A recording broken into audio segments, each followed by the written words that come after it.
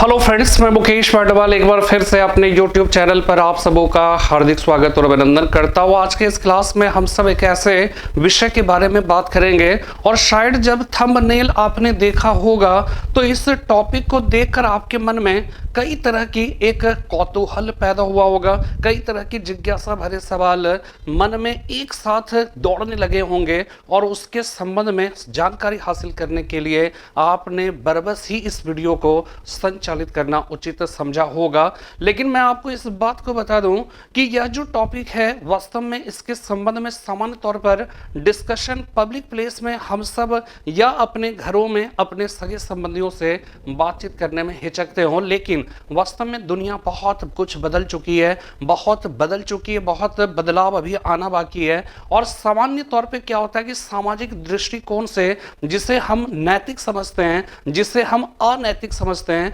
वास्तव में संवैधानिक दृष्टिकोण से उसमें किसी भी प्रकार की अनैतिकता ना दिखती हो। और सामाजिक नैतिकता और संवैधानिक नैतिकता में यही तो सबसे बड़ा फर्क है। जैसे अगर हम ये कहें सामाजिक रूप से कह सकते हैं कि कॉमन सिविल कोड लागू नहीं होना चाहिए, लेकिन संवैधानिक तौर पर कॉमन सिविल कोड जो है लागू होना जरूरी है। सामान्य तौर पर हम ये कह सकते हैं कि सामान्य कार्य के लिए समान कार्य के लिए समान वेतन नहीं होना चाहिए, लेकिन संवैधानिक तौर पर समान कार्य के लिए समान वेतन की व्यवस्था होनी चाहिए, चाहे वो महिला हो चाहे वो पुरुष हो। या फिर हम सामान्य तौर पर ये कह सकते हैं या इस तरह से हो सकता है कि सभी को क्यों समान न्याय और निःशुल्क विधिक व्यवस्था मिले, लेकिन संवैधानिक तौर पर वास्तव में ऐसा किया जाना चाहिए। 6 से 14 वर्ष तक के बच्चों को कह सकते हैं कि उसे निःशुल्क शिक्षा का अधिकार है। यह संवैधानिक तौर पर मान्य है, लेकिन बहुत दिनों तक इसे संवैधानिक तौर पर मान्यता नहीं मिली थी,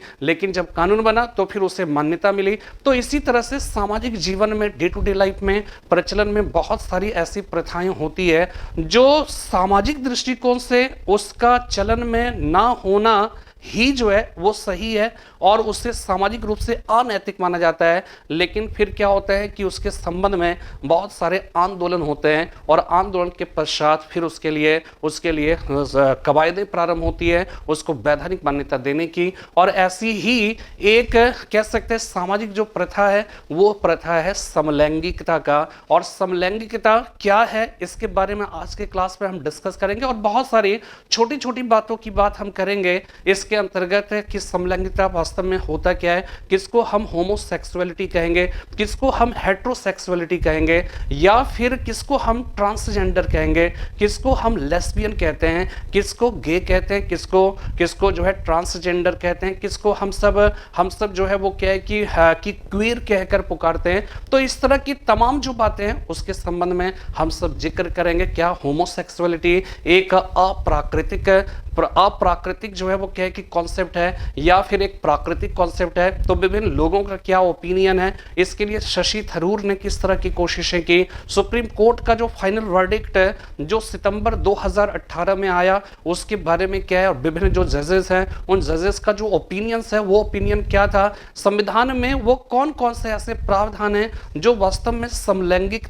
जो आचरण है उस आचरण को वो वैधानिक मान्यता प्रदान कर सकता है, या फिर होमोसेक्सुअलिटी को अपराध की श्रेणी में धारा 377 के अंतर्गत रखा जाना वो किस तरह से अप्राकृतिक, किस तरह से असंवैधानिक था। इसके बारे में ये सारी बातों की चर्चा आज के इस क्लास में करेंगे। और हमेशा इस बात को ध्यान रखिएगा कि जब भी हम निबंध की बात करते हैं तो निबंध में अक्सर हम सब उन बातों की भी चर्चा करते हैं जो सामान्य अध्ययन के दृष्टिकोण से भी काफी महत्वपूर्ण हो जाता है, जनरल स्टडीज के पॉइंट ऑफ व्यू से काफी महत्वपूर्ण हो जाता है, ना सिर्फ प्रीलिम्स के पॉइंट ऑफ व्यू से बल्कि मुख्य परीक्षा के दृष्टिकोण से यह महत्वपूर्ण होता ही होता है। इसलिए हमेशा ध्यान रखिएगा जिसका जीएस जितना सशक्त होगा, जिसका सामान्य अध्ययन जितना मजबूत होगा, उसका निबंध लेखन की जो क्षमता है, जो कंटेंट्स है उसका वो कंटेंट उसके पास बहुत ही ज्यादा होगा, पर्याप्त होगा। इसलिए हमेशा मेरे हिसाब से निबंध के प्रिपरेशन से सामान्य अध्ययन की बहुत सारी तैयारियां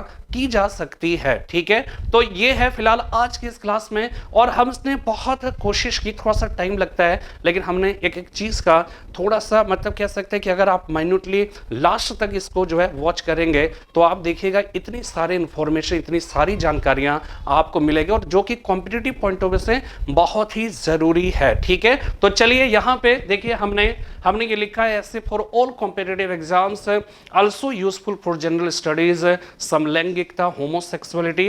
अब अपराध नहीं, नाउ नॉट अ क्राइम। ठीक है, और ये जो सिंबल है ना, ये कोई 10 या एम्बेसी ऑल का सिंबल नहीं है। ये जो सिंबल है ना, ये वास्तव में क्या है कि ये लेस्बियन और ये गे को दिखा रहा है। ठीक है ना, ये लेस्बियन यानी लड़की लड़की के बीच का जो आपसी रिलेशन है। ठीक है, इसी प्रकार ये लड़के और लड़के के बीच के जो आपसी संबंध है वो आपसी संबंध दिखा रहा है। तो यहां पर ये ध्यान रखना है कि लड़की और लड़की के बीच का जो आपसी संबंध है वो लेस्बियन की कैटेगरी में आता है, जबकि लड़के और लड़के के बीच के आपसी संबंध को गे कहा जाता है। तो यहां पे देखिए, होमो मतलब होता है सेम, तो सेम सेक्स का एक दूसरे के प्रति जो आकर्षण है वो आकर्षण होमोसेक्सुअलिटी के अंतर्गत आएगा, ये भी होमोसेक्सुअलिटी के अंतर्गत आएगा। लेकिन जैसे जो प्राकृतिक संबंध माना जाता है सामान्य तौर पर, वो संबंध ये माना जाता है कि लड़के का लड़की या लड़की का लड़के के प्रति एक प्राकृतिक आकर्षण होता है, तो ऐसा जो आकर्षण होगा उसको हेट्रोसेक्सुअलिटी कहकर पुकारा जाता है।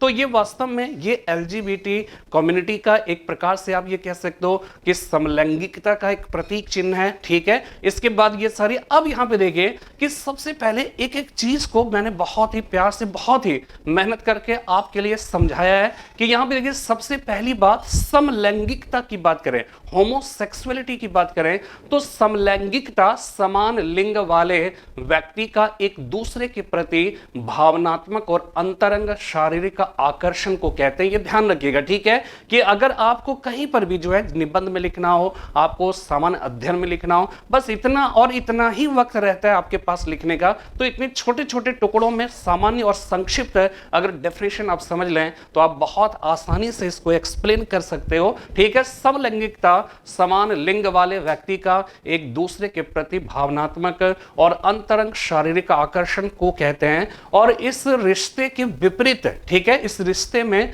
विपरीत सेक्स के बजाय समान सेक्स के व्यक्ति के लोग रिश्ता रखते हैं। सामान्य तौर पर लोग विपरीत सेक्स वालों की ओर आकर्षित होते हैं, ऐसे लोगों को हेट्रोसेक्सुअल कहकर पुकारा जाता है। ठीक है, तो ये हेट्रोसेक्सुअल समझ में आ गया, होमोसेक्सुअल जो है वो समझ में आ गया। होमो मतलब हो गया सेम सेक्स, और यहां पर ऑपोजिट सेक्स के प्रति जो आकर्षण है उसे ही हेट्रोसेक्सुअल कहकर पुकारा जाता है। ठीक है, इसके बाद देखिए, अब यहां पे देखिए समलैंगिक की बात करते हैं, समलैंगिकता की बात करते हैं। ठीक है, होमोसेक्सुअल की बात करते हैं, होमोसेक्सुअलिटी की बात करते हैं। देखिए, हमेशा से मेरा कॉन्सेप्ट ये रहा है कि जब भी किसी विषय को पढ़ो, उस विषय से संबंधित जो शब्दावली है, उससे संबंधित जो डिक्शंस है, उस डिक्शंस को अगर पहले क्लियर कर लिया जाए तो वास्तव में चीजों को समझना बहुत आसान हो जाता है। और जब हम सब तैयारी करते थे, फिलॉसफी हमारा सब्जेक्ट हुआ करता था, इस बात को थोड़ा सा समझिएगा कि फिलॉसफी में प्रॉब्लम हमें क्या आती थी कि उसका जो टर्मिनोलॉजी होता था वो टर्मिनोलॉजी ही मेरा क्लियर नहीं होता था, या कोई क्लियर नहीं कर पाया था, और क्लियर ना कर पाने की वजह से आप समझ जाइए फिलॉसफी मेरा मतलब उस समय तो अच्छा नहीं था। आज तो मैं हर चीज समझ सकता हूं, हर बात समझता हूं, और इस बात को महसूस करता हूं कि वास्तव में क्यों नहीं हो पाया हमारा। ठीक है, तो क्यों नहीं हो पाया उसका रीजन यही था। आप इस बात को समझिए कि अगर हमारी तरह आज जैसे मैं आपको समझाता हूं, अगर हमें भी आप हमारी तरह कोई और समझाने वाला होता तो हम निश्चित रूप से कहीं और अच्छा प्रदर्शन कर पाते। तो इस बात को समझिएगा। और बहुत सारी चीजें, ये जो टॉपिक है ना, ये टॉपिक एक तरह से लग सकता है कि कितना मतलब जो है एक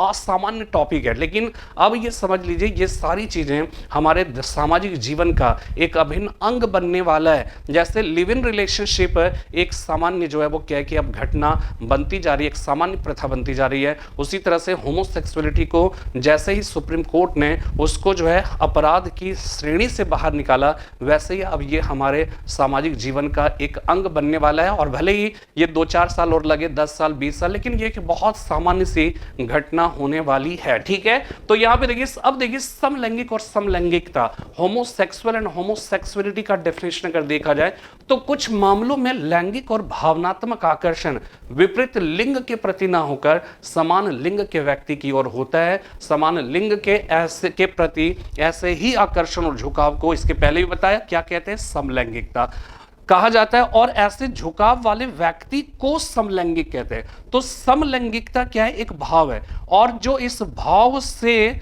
लबरेज होता है यानी जो उससे संबद्ध होता है, ऐसे लोगों को हम क्या कहेंगे, समलैंगिक कहेंगे, उसे होमोसेक्सुअल कहकर पुकारा जाएगा। अब देखिए गे और लेस्बियन, हालांकि हमने शुरू में बता दिया कि ये वास्तव में लेस्बियन का, ये गे का है। तो यहाँ पे पुरुष पुरुष के बीच संबंधों को गे या क्वीर कहते हैं, लेकिन वास्तव में देखा जाए तो ये क्वीर जो है ना, ये क्वीर अलग है। और इसीलिए देखिएगा शुरू में पहले क्या था, एलजीबीटी कम्युनिटी हुआ करता था। ठीक है, बाद में क्या हुआ, एलजीबीटी क्यू हो गया। ठीक है, एलजीबीटी क्यू हो गया। आप नोटिस करेंगे एलजीबीटी क्यू में एल शब्द से ध्यान रखिएगा, लेस्बियन हो गया, जी से जो है गे हो गया, बी से हो गया बायोसेक्सुअल, टी से हो गया ट्रांसजेंडर, और क्यू से हो गया क्वीर हो गया। तो यहाँ पे लेस्बियन तो हो गया दो महिला के बीच के आपसी संबंध, यहाँ पे दो पुरुष के बीच का आपसी संबंध। और जो बाइसेक्सुअल है ना, बाइसेक्सुअल में क्या है कि उस वो जो है दोनों तरह के, यानी कि सेम सेक्स के प्रति और अपोजिट सेक्स दोनों के प्रति आकर्षण फील करता है। तो इसका जो ओरिएंटेशन होगा दोनों सेक्स के प्रति होगा, दोनों जेंडर के प्रति होगा, इसलिए इसको बाइसेक्सुअल कहेंगे। और ट्रांसजेंडर क्या है, ये चीज समझना है, जिसको सुप्रीम कोर्ट ने संभवतः 2014 में उसको थर्ड जेंडर का कैटेगरी में शामिल किया था। सामान्य तौर पे हम क्या करते हैं, ट्रांसजेंडर को हम सब जो है हिजड़े का प्रयोग करते हैं, ठीक है ना। लेकिन ये बात समझिएगा, ये बेसिक जो एक कॉन्सेप्ट है, एक अंतर है कि ट्रांसजेंडर और हिजड़े में अंतर है। ठीक है, हिजड़ा जो है, सारे हिजड़े ट्रांसजेंडर हो सकते हैं, लेकिन सारे ट्रांसजेंडर हिजड़े होते हैं ऐसा नहीं है। इस चीज को थोड़ा सा समझिएगा, बहुत मतलब एक बहुत स्लाइट डिफरेंस है, और इस डिफरेंस को शायद लोग समझते नहीं है। इसलिए क्या हुआ कि जब थर्ड जेंडर का दर्जा जब ट्रांसजेंडर को दिया गया, तो बहुत सारे ट्रांसजेंडर को हिजड़े के रूप में जो है उसको परिभाषित किया गया। तो उस समय ट्रांसजेंडर में बहुत सारे उसके रिप्रेजेंट करने वाले जो लोग थे, उन लोगों ने उस समय सरकार को कहा था, उन्होंने बतलाने की कोशिश की थी कि ट्रांसजेंडर और हिजड़े में जो डिफरेंस है, उस डिफरेंस को समझिए। डिफरेंस अगर नहीं समझेंगे तो बहुत सारी बातें जो है वो क्या है कि अर्थ जो अनर्थ हो जाता है, उसमें क्या होता है कि वो इसलिए होता है कि हम शब्दों का सही तात्पर्य नहीं समझ पाते हैं। तो ट्रांसजेंडर, बहुत सारे ऐसे ट्रांसजेंडर होते हैं जो सामान्य तौर पे हिजड़े का जो पेशा आप देखते हो कि वो जिस तरह से शादी ब्याह में जाते हैं या बच्चे होते हैं तो वहां पर जाते हैं गाने के लिए, तो उनका अपना एक आचरण होता है, उनका अपना एक मतलब एक कह सकते हैं कि उनका डिफरेंट एक एक्टिविटीज ही होते हैं। तो ऐसे ट्रांसजेंडर जो ऐसी एक्टिविटीज में इन्वॉल्व होते हैं उसको हिजड़ा कहते हैं। ठीक है, सारे हिजड़े ट्रांसजेंडर हो सकते हैं, लेकिन क्या है कि सारे ट्रांसजेंडर हिजड़े नहीं होते हैं। इस चीज को ध्यान में रखिएगा। अब आप ऐसे सोचो कि एक पहला ट्रांसजेंडर जो कि जज बना लोक अदालत में जो है, उसके बारे में अलग से मैं बात करूंगा, तो वो क्या उस ट्रांसजेंडर को आप हिजड़ा कहेंगे? नहीं कहेंगे आप। हिजड़े का एक्टिविटीज अलग होता है, उनका कार्य अलग होता है। ठीक है, तो ये अपने आप में इंपॉर्टेंट चीज है, इसके बारे में आपको समझना होगा और ये जरूरी है। ये सामाजिक और खासकर हम सब पढ़े लिखे जो लोग हैं उनको जो है कम से कम ये बातें समझनी चाहिए। ठीक है, तो यहाँ पे गे और लेस्बियन क्या है, पुरुष पुरुष के बीच संबंधों को गे या क्वीर कहा जाता है। तो क्वीर एक्चुअली क्या है, ट्रांसजेंडर एक्चुअली क्या है? तो यहाँ पे देखिए एक बात समझिएगा कि गे क्लियर हो गया, लेस्बियन, बाइसेक्सुअल। ट्रांसजेंडर क्या होता है? ट्रांसजेंडर ये होता है कि जिसका शरीर किसी सेक्स का होता है लेकिन उसका जो आचरण किसी अन्य सेक्स का होता है। जैसे एग्जाम्पल के तौर पे कि शरीर महिला का है लेकिन उसका आचरण पुरुष जैसा है, आप कभी देखिएगा। ठीक है, बहुत सारे जो है वो क्या है कि पुरुष का उसे शरीर मिला है लेकिन उसका आचरण जो है महिलाओं जैसा है, उसके आवाज जो है महिलाएं जैसा है। तो ऐसी स्थिति में ऐसे लोगों को जो है ट्रांसजेंडर कहा जाता है। और ट्रांससेक्सुअल जो है वो क्या होता है? ट्रांससेक्सुअल क्या होता है कि जैसे ट्रांसजेंडर है, एक महिला एक कह सकते हैं कि पुरुष के शरीर में जन्म हुआ, यानी शरीर पुरुष का है।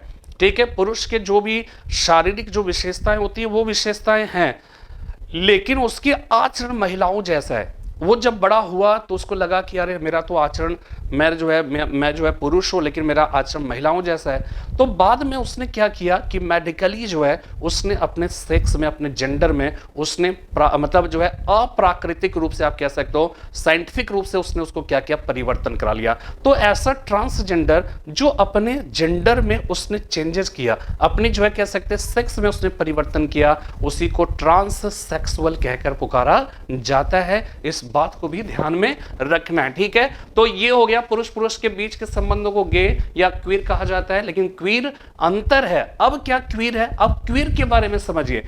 ये लेस्बियन सेम सेक्स है, सेम महिला महिला, गे हो गया पुरुष पुरुष, बाइसेक्सुअल महिला के प्रति भी और पुरुष दोनों के प्रति समान रूप से आकर्षण। ट्रांसजेंडर हो गया, ट्रांसजेंडर मतलब है कि उसका जो जेंडर है वो डिफाइंड है। डॉक्टर ने जब जन्म लिया तो डॉक्टर ने कह दिया ये लड़का है, ये लड़की है, ठीक है ना। लेकिन जब वो बड़ा हुआ तो उसके आचरण में परिवर्तन अपोजिट सेक्स की तरह होता है, यानी कि लड़के ने के रूप में जन्म लिया, आचरण लड़की की तरह है, तो वो ट्रांसजेंडर हो गया, ठीक है। लेकिन जो है जब क्वीर की बात आती है तो क्वीर जो है ना शब्द याद रखिएगा, अभी आगे भी डिफाइन किया है। क्वीर वास्तव में जो है वो क्या है कि जस्ट लाइक इसमें एक क्वेश्चन आप लगा दीजिए, यानी ये कंफ्यूज्ड है, ये कंफ्यूज्ड कम्युनिटी है जिसको ये पता ही नहीं है कि वास्तव में उसका जो आकर्षण है, उसका जो सेक्सुअल ओरिएंटेशन है, वो ओरिएंटेशन किसकी तरफ है। कभी जो है महिलाओं के प्रति हो जाता है, कभी जो है पुरुषों के प्रति हो जाता है। फिर वो महिलाओं के प्रति होता है तो वो सोचने लगता है कि नहीं मैं जो है वो क्या है कि ट्रांसजेंडर या कुछ और शक्ल में। लेकिन बाद में क्या होता है कि फिर उसके पसंद जो है वो चेंज हो जाता है। और ये सब ध्यान रखिएगा, ये सब का सब जो है प्राकृतिक रूप से होता है, ऐसा कोई अप्राकृतिक वाली चीज नहीं है। इस चीज को समझ लिए। और ये जो है सुप्रीम कोर्ट ने ये डिसीजन दे दिया है। तो वो कंफ्यूज्ड है, उसके मन में हमेशा क्वेश्चन लगा रहेगा और वो कंफ्यूज्ड है, इसलिए इसको क्वेर कहा गया, ठीक है ना। तो इसकी भी एक अलग कम्युनिटी जो है बनाई गई और तब फिर वो LGBTQ हो गया। ये चीज ध्यान रखिएगा। और इसके जो झंडे होते हैं ना वो इंद्रधनुषीय रंगों में होते हैं, ठीक है। तो गे का मूल अर्थ होता है प्रसन्नता। महिला महिला के मध्य संबंधों को लेस्बियन या डाइक कहा जाता है, ठीक है। इसके बाद देखिए, अब समझिए लेस्बियन शब्द की जो व्युत्पत्ति है, एटिमोलॉजी ऑफ लेस्बियन जो है, ठीक है। तो यहां पे देखिए सेफो जो है, सेफो एक कवि, ठीक है, एक ग्रीक जो है कवित्री थी, उसने जो है सबसे पहले, तो यहां पे समझिए लेस्बियन शब्द प्राचीन यूनान के एक द्वीप लेस्बोस से निकला है, ठीक है। यह शब्द निकला है इसी द्वीप पर रहने वाले यूनानी कवित्री सेफो ने अपनी कुछ कविताओं में महिलाओं के बीच प्रेम संबंधों का वर्णन किया। सेफो के द्वारा इसका उल्लेख किए जाने के कारण लेस्बियनों को सेफोजिन भी कहकर पुकारा जाता है, क्योंकि सेफो ने सबसे पहले लेस्बोस नामक द्वीप में रहने वाले इस कवित्री ने इस तरह के महिलाओं के बीच में आपसी संबंधों के बारे में जिक्र किया था। तो लेस्बोस के रहने वाले सेफो ने इसका जिक्र किया था, महिला के बीच के संबंधों को, इसी लेस्बोस के नाम से लेस्बियन कहा जाने लगा। और चूंकि सेफो ने सबसे पहली बार इसको एक्सप्लेन किया था, इसलिए लेस्बियंस को सेफोजिम कहकर भी पुकारा जाता है, ठीक है ना। ये सब बहुत रिसर्च की बात है, ठीक है, बहुत आराम से आपको मिल रहा है, लेकिन ये बहुत सारे रिसर्च के पश्चात आता है ये सारी चीजें। और वास्तव में जो IAS और PCS है ना, विशेषकर अगर IAS की या आप किसी भी जो है तरह की अगर सामान्य अध्ययन की बात करेंगे, आप सब अक्सर देखते रहते हो कि आप सोचते हो यार कहां से सामान्य अध्ययन के बारे में पूछा जाता है। वास्तव में सामान्य अध्ययन के भी पढ़ने के अपने तरीके हैं कि आप उसको पढ़िए और उसको डेप्थ में चले जाइए, उसको हर चीज को समझिए, तभी आपको समझ में आएगा कि वास्तव में जनरल स्टडीज में सवाल जो है वो कहां से पूछे जाते हैं, ठीक है।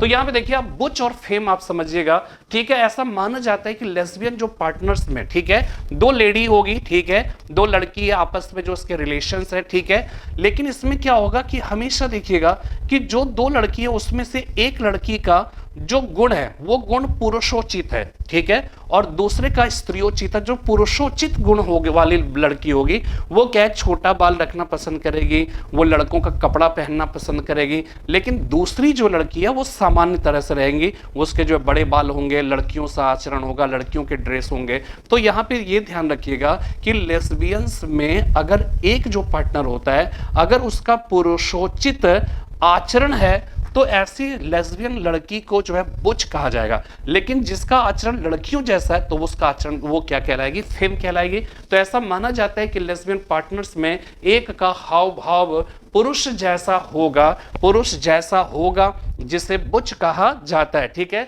जिसे बुच कहा जाता है वह पेंट शर्ट पहनती होगी, छोटे बाल रखना पसंद करेगी, दूसरी पार्टनर का आचरण हाव भाव लड़कियों की तरह होगी, उससे क्या कहा जाएगा, फेम कहकर पुकारा जाएगा। ठीक है, इसके बाद नेक्स्ट जो है बाइसेक्सुअल की बात करें तो कुछ लोग ऐसे भी होते हैं जो पुरुषों की ओर भी आकर्षित होते हैं और महिलाओं की ओर भी, यानी वे हेट्रोसेक्सुअल भी होते हैं और होमोसेक्सुअल भी, इन्हें बाइसेक्सुअल कहकर पुकारा जाता है। यह हमने आपको बताया। ठीक है, इसके बाद देखिए नेक्स्ट, ट्रांसजेंडर शब्द का तात्पर्य जो है, मीनिंग ऑफ ट्रांसजेंडर। क्योंकि ट्रांसजेंडर का की बात करें, हालांकि मैंने बता दिया है कि फिर से इसको एक डेफिनेशन समझ लीजिए। ट्रांसजेंडर का तात्पर्य होता है कि व्यक्ति शारीरिक रूप से किसी एक लिंग का है किंतु उसकी लैंगिक अभिव्यक्ति, यानी यहां पर यह ध्यान रखिएगा कि ये जो ट्रांसजेंडर होते हैं ना, ये ट्रांसजेंडर का जो सेक्स होता है वो डिफाइंड होता है। ये ध्यान रखिएगा कि वो आप नहीं कह सकते। ठीक है, डिफाइंड होता है और ये जो है लिंग किसी एक लिंग का है किंतु उसकी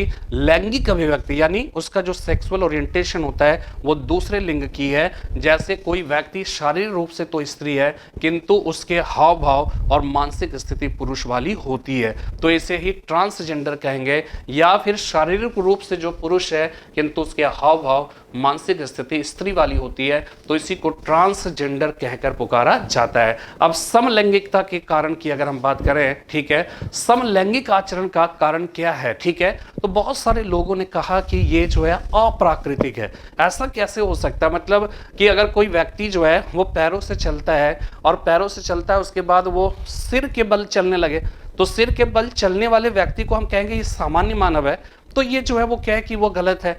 तो उसी तरह से जब भी हम आकर्षण की अगर बात करते हैं तो अपोजिट सेक्स के प्रति जो आकर्षण है ये सामान्य सी घटना है, ये प्राकृतिक घटना है। लेकिन सेम सेक्स के प्रति आकर्षण ये जो है वो क्या होगा, ये अप्राकृतिक घटना है। बहुत सारे लोग जो है ऐसा कहते हैं, लेकिन बहुत सारे विद्वान ये कहते हैं कि नहीं, ये वास्तव में ये भी जो ओरिएंटेशन होता है वो प्राकृतिक रूप से होता है, नेचुरली होता है, कोई खुद से इसको डेवलप नहीं करता है। ठीक है, वो खुद से उसकी, बल्कि वो शारीरिक चाहत ही कुछ ऐसी बन जाती है या स्वाभाविक रूप से उसके कह सकते हैं कि जो हार्मोनियल जो कह सकते हैं कि जो उनके अंदर जो विशेषता होती है, हार्मोनल जो चेंजेस होते हैं वो कुछ इस तरह के होते हैं जिसकी वजह से इस तरह के भाव उसके अंदर जन्म लेने लगते हैं। तो इसलिए समलैंगिकता के कारण की अगर बात करें तो समलैंगिक आचरण का कारण जैविक, मानसिक या दोनों का मिश्रण हो सकता है। मॉडर्न साइंस कहते हैं कि समलैंगिकता की प्रवृत्ति पैदाइशी होती है, इसमें ना तो ऐसे लोगों का कोई कसूर होता है और ना ही उनके माता पिता की परवरिश का। 6वीं सदी में आप सोच लीजिए, 6वीं सदी में भी वराहमिहिर ने कहा था कि ऐसा जन्मजात होता है, पैदाइशी होने के कारण इसमें बदलाव लाना मुश्किल ही नहीं नामुमकिन होता है, बड़ा कठिन होता है। ठीक है, तो वराहमिहिर ने भी जिक्र किया था। और एक बात ध्यान रखिएगा कि जो है 377 धारा 377 जिसके अंतर्गत इसे अपराध माना गया था, 1860 में अंग्रेजों के काल में बना था। ये ध्यान रखिएगा, उसके पहले समलैंगिकता का जो प्रदर्शन था वो अपराध की श्रेणी में नहीं था, लेकिन अंग्रेजों ने इसे अपराध की श्रेणी में लाया, धारा 377 की जो है बात की। और क्यों किया ये भी हम आगे देखेंगे। तो यहां पर ये समझना, 6वीं सदी में वराहमिहिर ने कहा था कि ऐसा जन्मजात होता है, पैदाइशी होने के कारण इसमें बदलाव लाना मुश्किल ही नहीं बल्कि नामुमकिन होता है। अब समलैंगिकता के कारण की बात करें तो कई बार मन की किसी बीमारी के कारण भी एक व्यक्ति के अंदर समलैंगिकता के ऐसे अस्थायी लक्षण उभर आते हैं। बीमारी ठीक हो जाए तो आदमी की विकृति दूर होकर वह फिर से हेट्रोसेक्सुअल हो जाता है। तो ठीक है, तो कई बार क्या होता है, बीमारी की वजह से ऐसा होता है तो वो होमोसेक्सुअल हो जाता है, लेकिन बीमारी के वो लक्षण जब खत्म हो जाते हैं तो फिर वो हेट्रोसेक्सुअल हो जाता है। समलैंगिकता के और कारण की बात, ऐसे लोग जिनकी बाल्यावस्था असंतुष्ट एवं कल्पनाओं में ही व्यतीत हुआ और उनका मानसिक विकास ठीक से ना हो पाया हो, वह भी समलैंगिकता का शिकार हो जाते हैं। समलैंगिक समलैंगिकता के शिकार अक्सर वे लोग भी हो जाते हैं जिन्हें सेक्स सुविधा उपलब्ध नहीं होती। इसे एक्वायर्ड होमोसेक्सुअलिटी कहकर पुकारा जाता है। ठीक है, अब देखिए समलैंगिकता को जो अप्राकृतिक क्रिया कहते हैं उसको एकदम थोड़ा इंपॉर्टेंट मतलब समझिएगा कि दुनिया के अधिकांश लोगों के अनुसार यह अननेचुरल बिहेवियर है और इसे यदि रोका नहीं गया तो समाज पर इसका नकारात्मक और घातक प्रभाव पड़ेंगे। इंसान सदियों से पैरों से चलता आ रहा है, किसी को हमने अपने सिर के बल चलते नहीं देखा। ये बहुत इंपॉर्टेंट चीज है, इसको थोड़ा ध्यान रखिएगा, ठीक है ना। इंसान सदियों से पैरों से चलता आ रहा है, किसी को हमने अपने सिर के बल चलते नहीं देखा। या फिर मनुष्य मुंह से खा रहा है, नाक से खाना प्रचलित नहीं। इसी तरह खुदा ने प्रजनन के लिए महिला और पुरुष बनाए हैं और ये सब प्राकृतिक है। कुदरत के खिलाफ जाना अप्राकृतिक क्रिया है। ठीक है, इसके बाद देखिए अब समलैंगिकता एक प्राकृतिक क्रिया है, लेकिन समलैंगिकों के समर्थकों का कहना है कि समलैंगिकता भी हेट्रोसेक्सुअलिटी की तरह ही स्वाभाविक है, इस पर उनका जोर नहीं, वे ऐसे ही पैदा हुए। इस प्रकार कुछ लोगों का कहना है कि यह अस्वाभाविक प्रक्रिया है और इसे रोका जाना चाहिए, तो कुछ लोगों का यह मानना है कि यह स्वाभाविक है। और लोकतंत्र में अब यहां पे देखिए कि अब आप चाहे अप्राकृतिक चिल्लाते रहिए, चाहे सामाजिक रूप से अनैतिक चिल्लाते रहिए, लेकिन भारत एक लोकतांत्रिक देश है और साथ में यहां पे प्रत्येक नागरिक का फ्रीडम, राइट टू फ्रीडम है। ठीक है, उससे प्राण और दैहिक स्वतंत्रता का अधिकार है, उससे विधि के समक्ष समता और विधि का समान संरक्षण का राइट है, उससे धर्म, मूल, वंश, जाति, लिंग के आधार पर समस्त भेदभाव से मुक्त जीवन जीने का अधिकार है। तो ये सारी चीजें जो है वो क्या है कि अगर उस हिसाब से देखा जाए तो ये आप प्राकृतिक अप्राकृतिक चिल्लाते रहिए, लेकिन संवैधानिक दृष्टिकोण से आपको राइट है, ठीक है, अन्य लोगों की तरह, अन्य सामान्य लोगों की तरह उन्हें भी समान तरीके से प्राण और दैहिक स्वतंत्रता का अधिकार है। तो लोकतंत्र में प्रत्येक व्यक्ति को अपने हिसाब से जीवन जीने का हक है। ठीक है, अपने हिसाब से जीवन जीने का हक है। अब देखिए कौन सी ऐसी धारा है जिस धारा के अंतर्गत समलैंगिक आचरण को गलत माना जाता है, उसको अपराध की श्रेणी में रखा गया। तो देखिए भारतीय दंड संहिता, इंडियन पेनल कोड की धारा 377 के अंतर्गत समलैंगिकता को अपराध की श्रेणी में रखा गया था। इस धारा की शुरुआत 1861 ईस्वी में महारानी विक्टोरिया, ठीक है, महारानी विक्टोरिया के शासनकाल में हुई थी। इसके अंतर्गत यह कहा गया था कि यदि कोई इंसान, आप समझिएगा यहां पर कि यह सुप्रीम कोर्ट ने सितंबर 2018 ईस्वी में इन्होंने समलैंगिकता को जो है अपराध की श्रेणी से बाहर निकाला और धारा 3, लेकिन क्या होता है कि इसको आप समझिएगा, इसका मतलब ये नहीं कि धारा 377 पूरी तरह से समाप्त हो गया है। तो यहां पर इस बात को समझना है कि धारा 377 के अंतर्गत जो समलैंगिक आचरण है, उस समलैंगिक आचरण को कह सकते हैं कि अपराध की श्रेणी से बाहर निकाल लिया गया। तो क्या धारा 377 पूरी तरह से समाप्त हो गया? क्या कंप्लीटली एबोलिश्ड हो गया? वास्तव में ऐसा नहीं है, इसको भी हम आगे समझेंगे। तो यहां पे देखिए भारतीय दंड संहिता की धारा 377, अब ये सब बहुत ही इंपॉर्टेंट है, ठीक है। भारतीय दंड संहिता की धारा 377 के अंतर्गत समलैंगिकता को अपराध की श्रेणी में रखा गया था। इस धारा की शुरुआत 1861 में महारानी विक्टोरिया के शासनकाल में हुई थी। इसके अंतर्गत यह कहा गया था कि यदि कोई इंसान, ठीक है, यदि कोई इंसान स्वेच्छा से अप्राकृतिक शारीरिक संबंध किसी महिला, पुरुष या पशु के साथ स्थापित करता है तो उसे 10 साल से लेकर आजीवन कारावास, इसकी सजा इतनी खतरनाक थी कि इसलिए बहुत सारे लोग इसको मतलब कह सकते हैं कि डिस्क्लोज करने में कतराते थे। ठीक है, तो स्थापित करता है तो उसे 10 साल से लेकर आजीवन कारावास की सजा भुगतने के साथ ही कुछ रकम का जुर्माना भी चुकाना पड़ सकता है। इस धारा की सबसे कठोर बात समलैंगिकता को गैर जमानती अपराध घोषित किया जाना था। तो ये इतना खतरनाक जो है कह सकते हैं कि ये धारा थी, ये सेक्शन था कि बहुत सारे लोग जो है, जैसे कहते हैं ना कि विचार और व्यक्ति की स्वतंत्रता की दुहाई देने वाले लोग भी जो है इस कानून की वजह से खुलकर सामने में नहीं आ पाते थे। ठीक है, अब यहां पे देखिए धारा 377 अब कहा जाए तो जो लोग कह सकते हैं जो LGBTQ के ग्रुप कहते हैं, इसको गे कम्युनिटी भी सामान्य तौर पे कह दिया जाता है। हालांकि गे का अलग अर्थ होता है, लेकिन पूरे कम्युनिटी को गे कम्युनिटी कहकर जो है गे पीपल कहकर पुकारा जाता है। ठीक है, तो यहां पे देखिए संविधान के अगेंस्ट में कैसे है। तो सबसे पहली बात आर्टिकल 14 कहता है विधि के समक्ष समता और विधि का समान संरक्षण।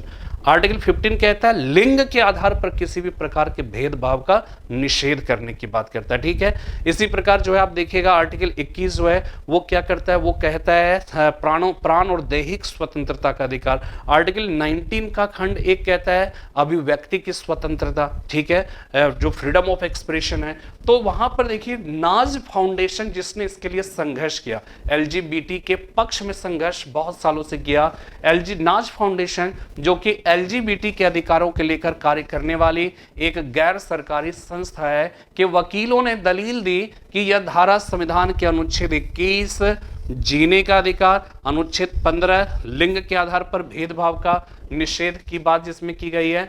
तो नाज फाउंडेशन ने कहा कि ये सारे जो आर्टिकल्स है इसका उल्लंघन है धारा 377। अब देखिए अंग्रेजों ने यह कानून क्यों बनाया था। दरअसल अंग्रेजों ने अपने धार्मिक और सांस्कृतिक मूल्यों के आधार पर यह कानून भारतीयों के लिए बनाया। तब ईसाई धर्म में समलैंगिकता को अपराध माना जाता था, जबकि इसके पहले समलैंगिक गतिविधियों में शामिल लोगों को भारत में दंडित नहीं किया जाता था। हमने आपको बताया कि 1861 ईस्वी के पहले समलैंगिकता भारत में कोई अपराध नहीं था, लेकिन अंग्रेजों ने इसे अपने ईसाई धर्म के हिसाब से भारतीयों के ऊपर भी इसको लादा था, और तभी से यह कानूनन अपराध की श्रेणी में था। ठीक है, अब मान्यता के लिए संघर्ष और LGBT कुछ अरसे से इसे अपराध की श्रेणी से निकालने की कोशिशें भी जारी थी। समलैंगिकों के अधिकारों की रक्षा करने और उन्हें वैधानिक मान्यता देने के लिए LGBTQ, ठीक है, LGBTQ यहाँ पे क्यों छूट गया है, LGBTQ यानी lesbian, gay, bisexual, transgender and queer नामक समुदाय विश्व स्तर पर एक स्वैच्छिक संगठन के जरिए सक्रिय है। ठीक है, अब देखिए सुप्रीम कोर्ट का 2013 का निर्णय। साल 2013 में सुप्रीम कोर्ट ने धारा 377 के अंतर्गत दिल्ली हाई कोर्ट के फैसले को बदलते हुए उसे अपराध की सूची में बरकरार रखा था, जबकि दिल्ली हाई कोर्ट ने इसे हटा दिया था। ठीक है, सुप्रीम कोर्ट ने इसका कारण यह बतलाया कि भारतीय समाज, आप समझिएगा कि 2013 में सुप्रीम कोर्ट ये कह रहा है कि भारतीय समाज अभी इस बात के लिए तैयार नहीं है और साथ में उसने यह भी कहा कि इसके विरुद्ध जो भी कानून होगा, कानून तो संसद बनाती है ना, हमें तो हक है नहीं। ठीक है, हमें हक है नहीं, संसद कानून बनाए तो फिर मैं बताऊं कि उसमें सही। तो यहां पर इस बात को ध्यान रखिएगा कि फैसले को बदलते उसे अपराध की सूची में बरकरार रखा था। सुप्रीम कोर्ट ने इसका कारण यह बतलाया था कि भारतीय समाज समान लिंग संबंधों को स्वीकार करने के लिए अभी भी पूरी तरह से परिपक्व नहीं है, और यदि धारा 377 में बदलाव करके समलैंगिकता को वैध बनाया जाता है तो ऐसा संसद द्वारा ही तो किया जा सकता है, ना कि supreme court. Justice CM Singhvi ने कहा था कि कानून में बदलाव करने का हक सिर्फ कानून बनाने वालों यानी संसद को है, जजों का नहीं। जजों को केवल इस बात को देखने का राइट है कि संसद ने जो कानून बनाया है वो संविधान की मान्यताओं के हिसाब से है अथवा नहीं। तो जब ये बात हुई तो शशि थरूर ने संसद में कोशिश की थी 2015 में कानून बनाने के लिए। शशि थरूर की कोशिश, effort of Shashi Tharoor for making law, इसमें जो है समलैंगिकता को अपराध की सूची से हटाने के लिए वर्ष 2015 में कांग्रेस के सांसद शशि थरूर ने संसद में एक विधेयक पेश किया था, जिसे 24 के मुकाबले 71 वोटों से हार का सामना करना पड़ा था। ठीक है, इसके बाद क्या हुआ, समलैंगिकता पर सुप्रीम कोर्ट का ऐतिहासिक फैसला कब आया, 2018 सितंबर 2018 को समलैंगिकों के हक में फैसला सुनाते हुए। आप समझिएगा क्या क्या बातें कहा रहा है। देखिए ये सब जो क्या बातें कही जा रही ये इंपॉर्टेंट है। सितंबर 2018 भूल जाएंगे चल जाएगा, उससे कोई कॉन्सेप्ट नहीं बनता कि सितंबर 2018 में क्या हुआ, इस पे कॉन्सेप्ट है। सितंबर 2018 में ये एक फैक्ट है इससे कोई कॉन्सेप्ट, कुछ कोई विचार नहीं बनना है, लेकिन क्या डिसीजन दिया गया, क्या कहा गया इसके पक्ष में, ये सारी ऐसी बातें हैं ना जो अपने आप में बहुत महत्वपूर्ण है। यही आपके विचारों में डाइवर्सिफिकेशन लाता है और तब फिर अच्छा निबंध आप लिख सकते हो। तब फिर अपनी बातों को जीएस मेंस में जहां पर भी होता है, इंटरव्यूज वगैरह सब में, हर जगह पर इसका जो है इंपॉर्टेंस है और संबंधित सवाल जो है पूछे जाते रहे। ठीक है, तो देश की सर्वोच्च अदालत ने सितंबर 2018 ईस्वी को समलैंगिकों के हक में फैसला सुनाते हुए निर्णय दिया कि अब आपसी सहमति से दो समलैंगिकों के बीच बनाए गए संबंध अब आपराधिक कृत्य के दायरे में नहीं आएंगे। तत्कालीन चीफ जस्टिस दीपक मिश्रा की संवैधानिक पीठ ने निर्णय सुनाते हुए कहा कि समलैंगिकता अपराध नहीं है, समलैंगिकों के भी वही अधिकार है जो किसी सामान्य नागरिक के हैं, सबको सम्मान से जीने का अधिकार है। उल्लेखनीय है कि धारा 377 के अंतर्गत इसे अपराध की श्रेणी में रखा गया था। ठीक है, अब देखिए क्या है सुप्रीम कोर्ट ने तो पहले ये कहा कि भाई हम जो बात कहेंगे वो तो संसद के द्वारा बनाए गए किसी कानून के आधार पर कहेंगे और संविधान के हिसाब से है कि नहीं है इस आधार पे, और 2013 में ही कहा। तो ये ध्यान रखिएगा 2017 में सुप्रीम कोर्ट ने जो ये ऐतिहासिक फैसला सुनाया वो किस ग्राउंड पे, संसद के द्वारा बनाए गए किस कानून के आधार पे सुनाया, तो ध्यान रखिएगा मेंटल हेल्थ केयर एक्ट 2017 में पारित हुआ था। सुप्रीम कोर्ट का यह फैसला संसद द्वारा पारित मेंटल हेल्थ केयर एक्ट पर आधारित है। इस अधिनियम में संसद ने कहा था कि समलैंगिकता मानसिक विकार नहीं है। ठीक है, अब देखिए चीफ जस्टिस दीपक मिश्रा के विचार उस समय क्या थे, थॉट्स ऑफ जस्टिस दीपक मिश्रा। जो भी जैसा है उसे उसी रूप में स्वीकार किया जाना चाहिए। समलैंगिक लोगों को भी सम्मान के साथ जीने का अधिकार है। समलैंगिकता अपराध नहीं है और इसे लेकर लोगों को अपनी सोच बदलनी होगी, यानी बदल लीजिए सोच। अब आप उसको गलत अगर देखेंगे गलत नजर से तो ये भी जो है वो क्या अपने आप में एक अपराध होगा, ये चीज ध्यान रखिएगा। ठीक है, अपराध नहीं है और इसे लेकर लोगों को अपनी सोच बदलनी होगी। आत्म अभिव्यक्ति से इंकार करना मौत को आमंत्रित करना है। व्यक्तित्व को बदला नहीं जा सकता। ठीक है, व्यक्तित्व को बदला नहीं जाता, यह खुद को परिभाषित करता है, यह व्यक्तित्व का गौरवशाली रूप है।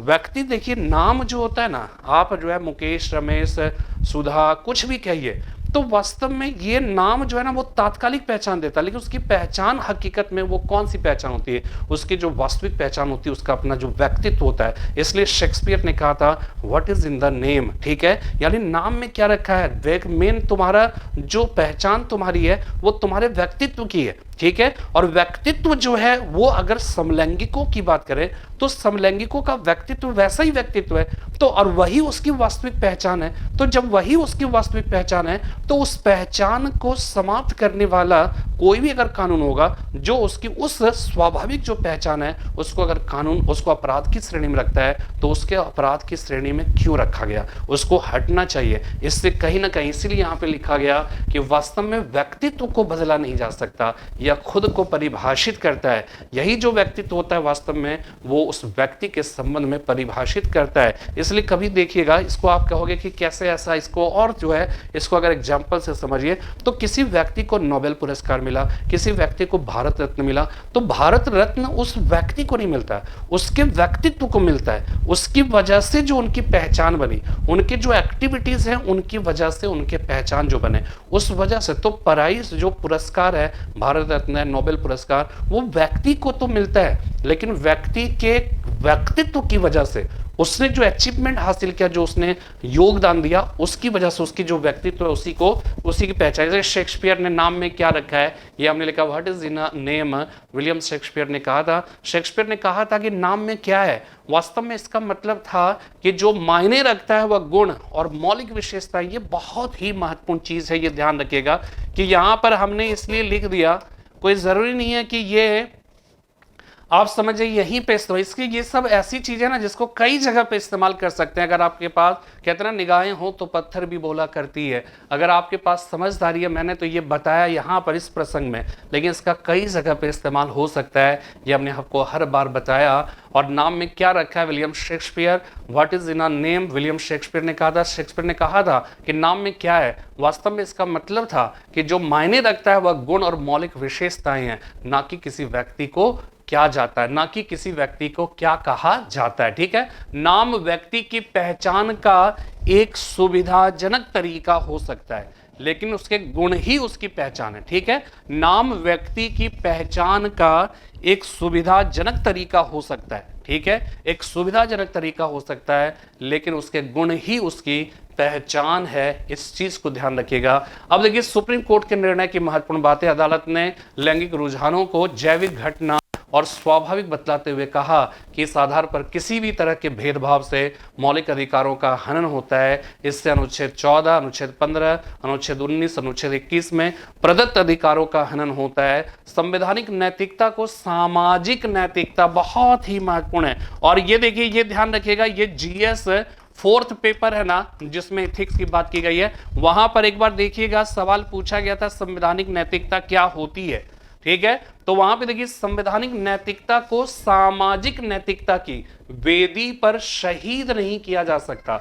यानी कि समाज में कोई ऐसी बात है जो हमारे संविधान के प्रतिकूल है, तो संविधान के प्रतिकूल है, लेकिन चूंकि वो समाज की एक नैतिकता के रूप में स्थापित है, इसलिए संविधान में नैतिकता चाहे कुछ भी हो वही बात मान्य होगी, ऐसा नहीं है। वो कहता है कि भाई सामाजिक नैतिकता जो है उसको संवैधानिक नैतिकता पर हम बलि वेदी पर जो है नहीं चढ़ा सकते हैं। ठीक है, शहीद नहीं किया जा सकता। और कानून के शासन के अंतर्गत केवल संवैधानिक, जहां हम रूल ऑफ लॉ की बात करते हैं, वहां पर केवल और केवल संवैधानिक नैतिकता की ही अनुमति दी जा सकती है। ये बहुत ही इंपॉर्टेंट जो है, इस लाइन का शायद इंपॉर्टेंस आप कभी नहीं समझ पाएंगे जब तक आपको आईएएस का सिलेबस पता नहीं है, आईएएस का क्वेश्चंस अगर आप नहीं देखते हो, या पीसीएस का क्वेश्चन आप नहीं देखते हैं जीएस 4th पेपर का, तो शायद इस लाइन का इंपॉर्टेंस आप कभी नहीं समझ पाएंगे। और हमने जो है, मैं जानता हूं, इसलिए हमने इसको रेड कलर कर दिया था ताकि आप इसको समझ सके। हमने यहां पे बताया नाम व्यक्ति की पहचान का एक सुविधाजनक तरीका है। ये कितना इंपॉर्टेंट बात है, शायद इसका इंपॉर्टेंस आपको समझ में नहीं आएगा। धारा 377 पूरी तरह, अब यहां पे समझिएगा कि वहां पे धारा को सुप्रीम कोर्ट ने गलत कहा, अपराध की श्रेणी, लेकिन क्या ये पूरी तरह से खत्म हो गया? नहीं। इस धारा में केवल दो वयस्कों के बीच समलैंगिक संबंध का ही जिक्र नहीं है। दो व्यक्ति, वयस्क व्यक्ति जो है आपस में कह सकते हैं कि समलैंगिक आचरण है, तो वो कोई गलत नहीं है। लेकिन इसमें यह भी कहा गया था कि कई अन्य मसले, इसमें कोई व्यक्ति पशुओं या बच्चों के साथ अप्राकृतिक संबंध बनाता है तो वह भी अपराध है, जो कि अब भी संज्ञेय कॉग्निजेबल क्राइम के अंतर्गत आता है, और यह गैर जमानती भी है। इस बात को ध्यान में रखिएगा। ठीक है, धारा 370 पूरी तरह से समाप्त नहीं है। Section 377 is not completely abolished. ठीक है, और क्यों नहीं एबॉलिश? ठीक है, दो वयस्क, ये भी उसमें अपराध था। पशुओं के साथ संबंध, अप्राकृतिक संबंध बनाना, यह भी अपराध था। बच्चों के साथ बनाना अपराध, तो इसको मान्यता मिल गई, इसको मान्यता नहीं मिली है। ये अभी भी कॉग्निजेबल क्राइम के अंतर्गत आता है। तो इस तरह से अगर देखा जाए तो हमने आपको जो बातें बताई समलैंगिकता के संबंध में, ये बहुत ही महत्वपूर्ण है। और ओवरऑल जो है वो क्या है कि ये समलैंगिकता, होमोसेक्सुअलिटी, लिव इन रिलेशनशिप हो गया, ठीक है, ये ट्रिपल तलाक हो गया, विमेंस एम्पावरमेंट हो गया, और बहुत सा दहेज हो गया, ये सब समाज से जुड़े ऐसे मुद्दे हैं जो वास्तव में आपको समझ लीजिए कि इस पर एक पकड़ आपको रखनी होगी। और पकड़ जब आपके पास मतलब एक विस्तृत पकड़ हो जाती है, और हमने शुरू में कहा था कि किसी भी चीज़ को विस्तार से पढ़ने से फायदा केवल उस विषय विशेष के प्रति नहीं होता है, बल्कि उसका कई रूपों में, कई जगहों पे होता है। और वो केवल और केवल वो तरीका आपको, या वो खूबियाँ आपको विकसित करनी होगी कि जो चीज़, जो जानकारियाँ आप हासिल करते हैं उसको किस रूप में और किस जगह पे इस्तेमाल कर सकते हैं। तो फिलहाल आज इतना ही, फिर कल मिलते हैं एक नए विषय के साथ। तब तक के लिए जय हिंद, जय भारत।